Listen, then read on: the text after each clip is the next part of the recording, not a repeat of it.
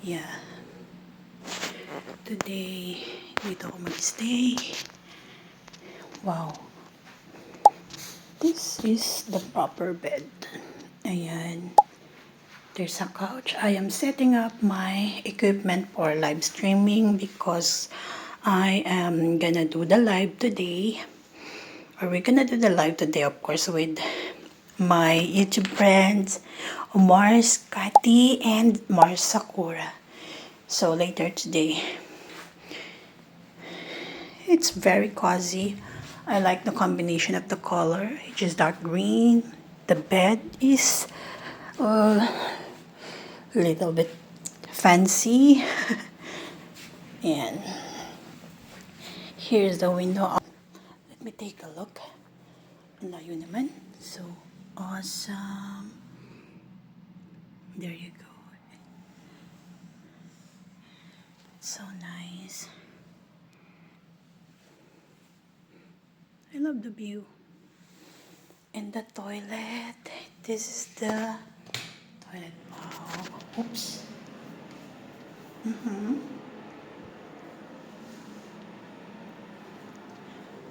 It looks fancy as well.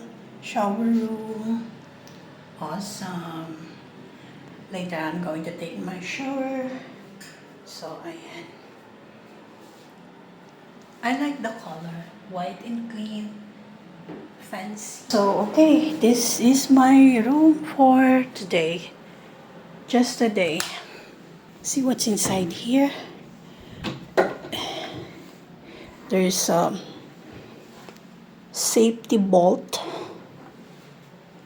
coffee machine, and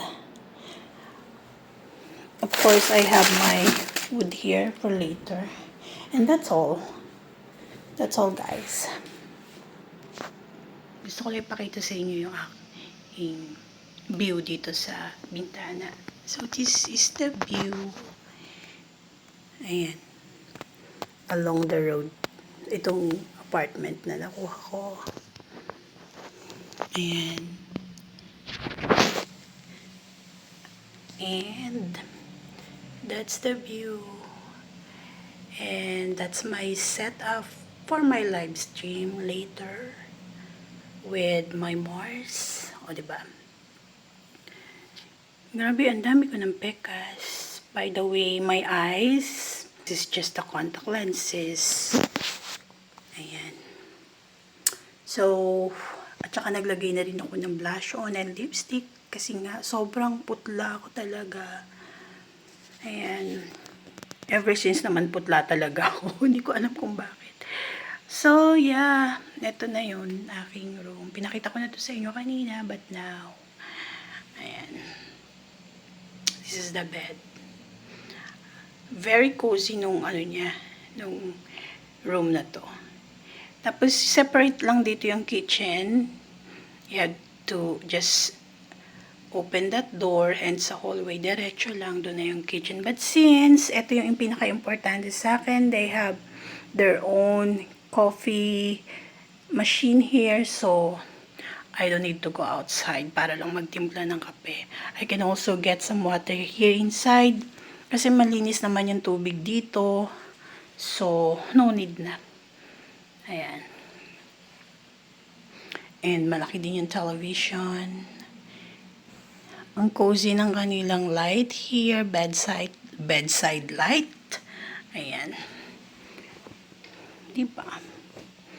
That's all. Mag-spy lang tayo ng konti. Ayan. Parang dati, diba? Naisip ko lang na tumira ka sa Europe, tapos ganito yung leaves. Di mo yung leaves kasi autumn na rin naman. So, look at the leaves. They're getting drier na. Kasi ayun o. Look at those. They're getting drier na. And soon, lahat yun magiging brown color.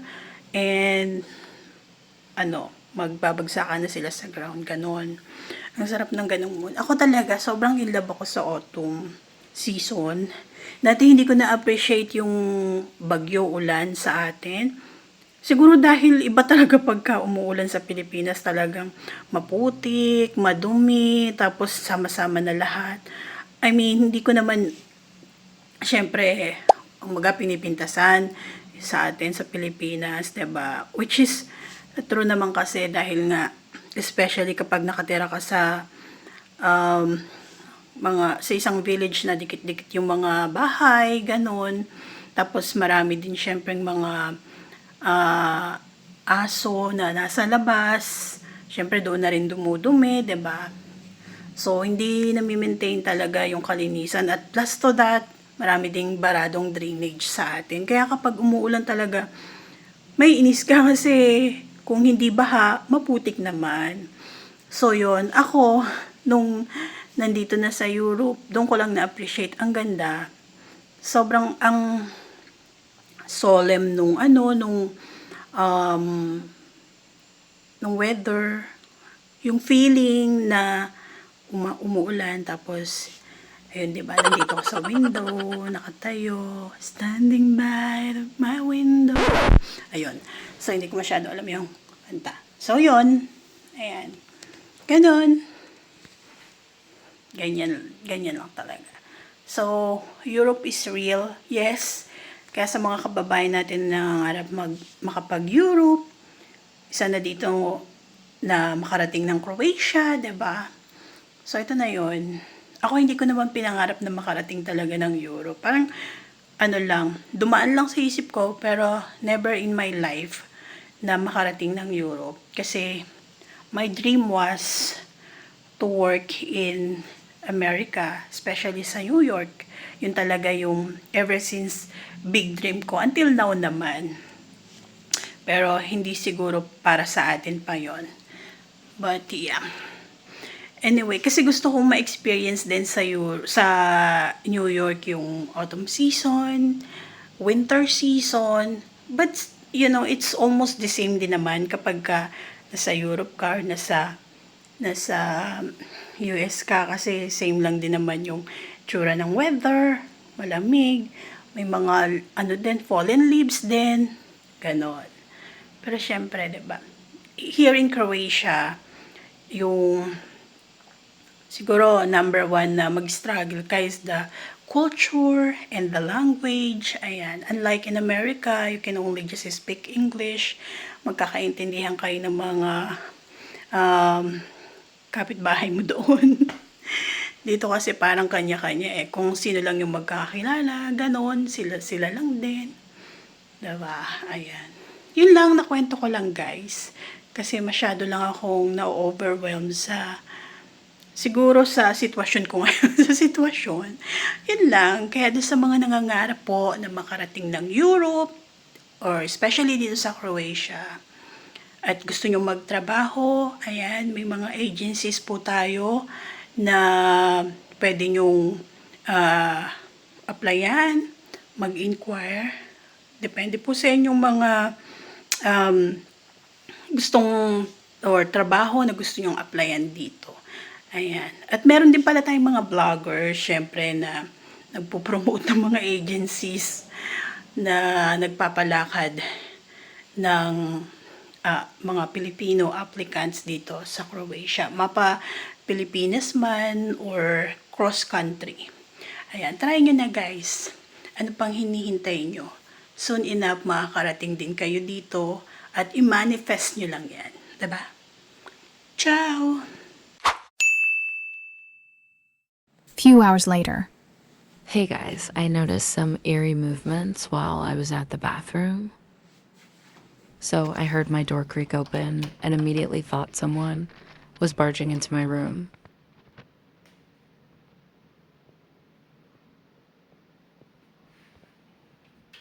I made sure the door was closed, then I tried to open it and looked around.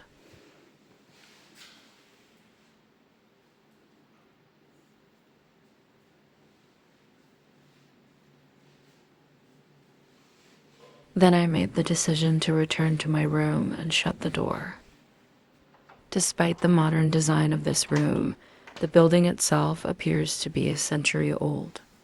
That's all for now, guys. Thanks for watching.